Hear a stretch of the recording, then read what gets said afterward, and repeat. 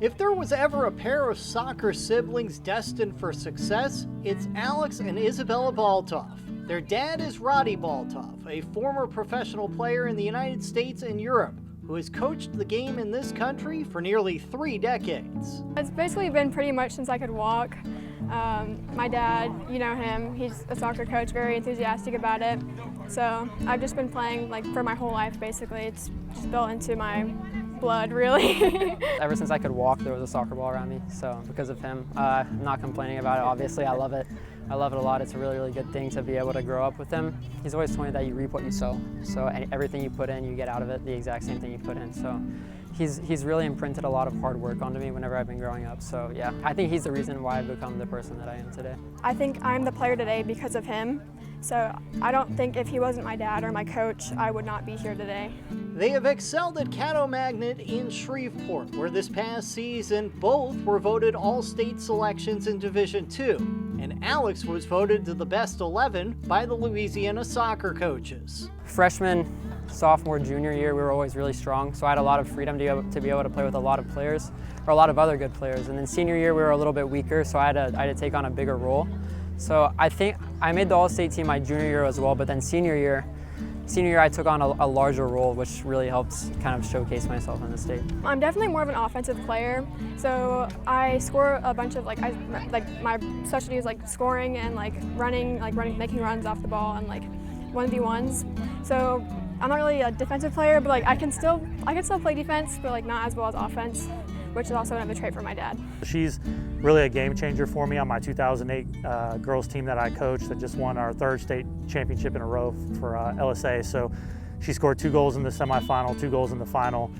And really what I do with her is just anywhere I see a weakness in the other team, when I put her over there in that position, she takes advantage of it and scores us goals. So it's a great asset to our team for me to have as a coach. Alex is a student of the game who has worked hard on and off the field to improve, and all of that hard work has paid off with interest from academies both here and abroad. Borussia Dortmund, I was 14. I was in 8th grade, and I was supposed to go over there and train and trial, and the goal was to go and join the team. But as soon as I was going, the COVID-19 pandemic hit, so everything shut down. Then after that, it just kind of, what was going to happen didn't happen, and it kind of just dissolved after that.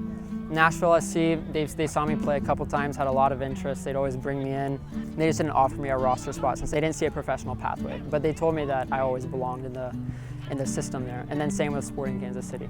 Now the next step of Alex's career is playing at Trinity University in San Antonio this year, while Isabella is entering her junior season of high school, and the time to start talking to colleges is now. She will have plenty of interest, but there is a dream school topping her wish list. I'm really hoping for Texas A&M. My dad, he has worked there for a bunch, 20 years for the summer camps and stuff. And I've been there a couple times for their summer camps, and I just really like the campus. It's just a great place, and they have a great women's soccer team. There is a lot of soccer skill and a lot of soccer smarts in the Baltov household, so we decided to ask the siblings to break down each other's game.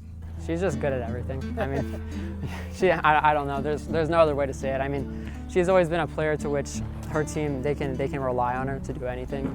So it's been incredible to kind of grow up with her in that aspect. There's always been a little bit of competition between the two. I always think that retrospectively, for girls soccer, she's better than I am for guys soccer. Okay. Yeah. So she'll be a player that I firmly believe will be able to do anything that she wants to do with the sport.